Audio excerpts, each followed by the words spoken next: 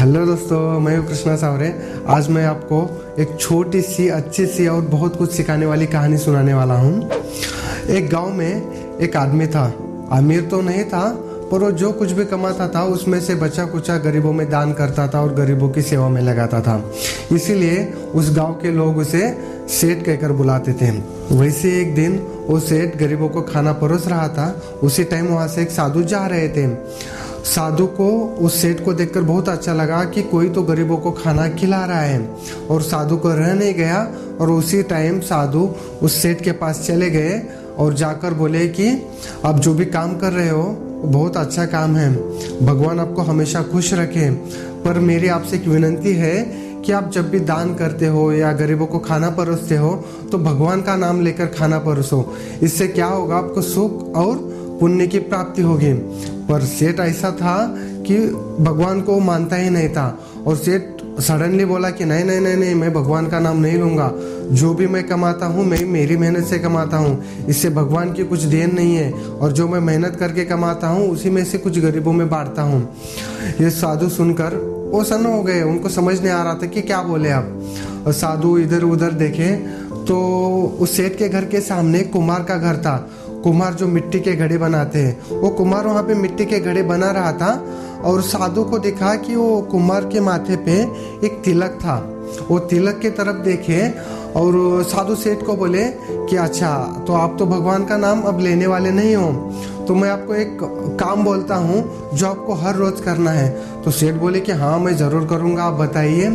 तो साधु जो सेठ के घर के सामने कुम्हार का घर था, वो कुम्हार के तरफ अपना हाथ करके बोले कि जो आपके घर के सामने कुम्हार है उसके माथे पे तिलक है। आपको आज से क्या करना है, जो आपके घर के सामने कुम्हार है उसके माथे पे जो वो तिलक लगाता है वो तिलक को देखकर ही खाना खाना है। तो सेठ बोले हाँ ठीक है, मैं ज़रूर करूँगा।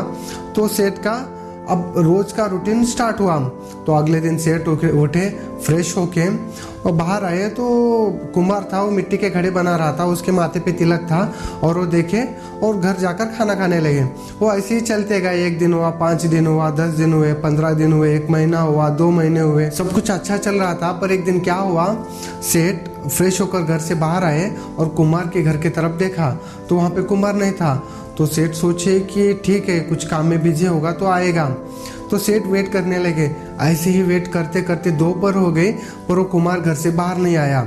सेठ को तो भूख लगी थी, तो फिर से सेठ सोचे कि कुछ काम ज़्यादा ही काम में बिजी होगा, तो और थोड़ा वेट करते हैं। तो वेट करने लगे। ऐसे ही वेट करते करते शाम हो गई। अब सेठ को तो बहुत भूख लगी थी, कंट्रोल नहीं हो रहा था। तो सेठ सोचे कि चलो उसके घर में जाकर ही पूछते हैं। तो सेठ वो कुम्हार के घर चले गए और कुम्हार के घर जाकर पूछे कि वहाँ पे उसकी पत्नी थी। वो पत्नी को पूछा कि आपके पति कहाँ हैं। कुम्हार की पत्नी बोली कि उसके पति सुबह ही घड़े बनाने की मिट्टी लाने जंगल में चले गए। सेठ को तो अब बहुत भूख लगी थी, वो तो कंट्रोल नहीं कर पा रहे थे। सेठ ने सोचा कि चलो अब ठीक है, जंगल में जाकर ही उसके माथे पे जो तिलक है वो देख कर आते हैं। सेठ जंगल की तरफ चल पड़े, और अंदर जाने के बाद वहां पे उन्हें कुम्हार दिखा जो ऐसी मिट्टी खोद रहा था। वो ऐसी मिट्टी खोदने के कारण उन्हें उस कुम्हार के माथे पे लगा तिलक नहीं दिख रहा था। तो वो सेठ एक पेड़ के पीछे छुप कर उसको देख रहे थे। जो कुम्हार वो मिट्टी खोद रहा था उसे वहां पे सोने का घड़ा लगा, खजाना लगा। वो शौक और खुशी के कारण ऐसे पीछे आ गए और इधर उधर देखने लगा, अरे कोई देखा तो नहीं, कोई देखा तो नहीं। पर जो पेड़ के पीछे सेठ छुपे थे वो ऐसे देख रहे थे, और सेठ को वो कुम्हार पे माथे पे लगा हुआ तिलक दिखा, और सेठ चिल्लाने लगे मैंने देखा, मैंने देखा। और वो घर की तरफ चल पड़े क्योंकि उनको बहुत भूख लगी थी, और घर जाकर वो खाना खा रहे थे।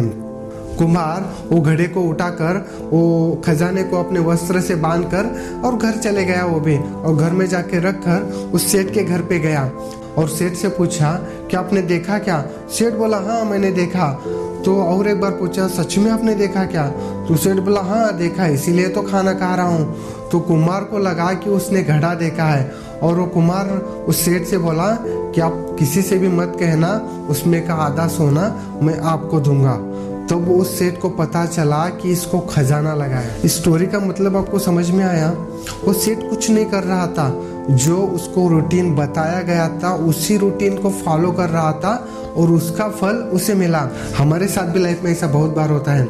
जब हम स्कूल कॉलेजेस में होते थे तब हमें टीचर बोलते थे कि मैं डेली जो चैप्टर पढ़ाता हूँ आप वो पढ़ते जाओ, मैं कभी भी सरप्राइज टेस्ट लूँगा। पर हम उनकी बातों को सीरियसली नहीं लेते। उसमें से कई 1-2 स्टूडेंट्स होते हैं जो उनकी बातों को सीरियसली लेते हैं और पढ़ते हैं। पर एक दिन टीचर क्लास में आके आपको बोलते हैं कि आपके पास 10 मिनट है, 10 मिनट के बाद आपका सरप्राइज टेस्ट है। अब आप तो रोबोट तो नहीं हो जो 10 मिनट में स्कैन कर लिया और पढ़ लिया। पर जो पढ़े हुए रहते हैं जो 1-2 स्टूडेंट्स, वो 10 मिनट में रिवाइज करते हैं। अब आपको रिजल्ट तो पता है, टॉप कौन करेगा। ऐसा ही और एक एग्जांपल लो। एक कंपनी है और वो कंपनी में 2 एम्प्लॉई हैं।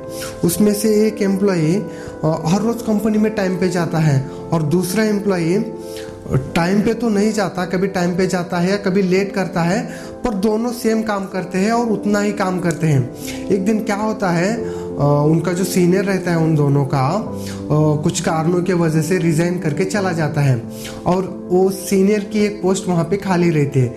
उन दोनों में से एक को अब कंपनी को प्रमोट करना होता है।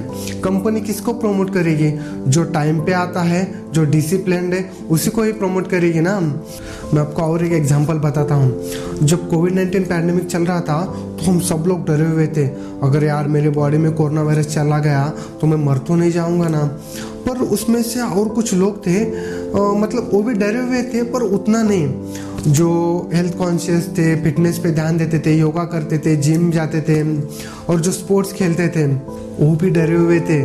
पर उनको पता था उनके बॉडी के अंदर जो रोग प्रतिरोधक शक्ति है, जो ह्यूमन पावर है, वो स्ट्रांग है, उससे वो बच जाएंगे। मेरे कहने का मतलब एक ही है, अगर आप एक अच्छा रूटीन रखें तो आपको कहीं ना कहीं जाके वो हेल्प करेगा। हर किसी को तो सोने का खजाना नहीं मिल सकता, पर अगर आप अच्छी आदत रखें तो कहीं ना कहीं जाके आपको गोल्डन लाइफ देगा, गोल्डन टाइम देगा।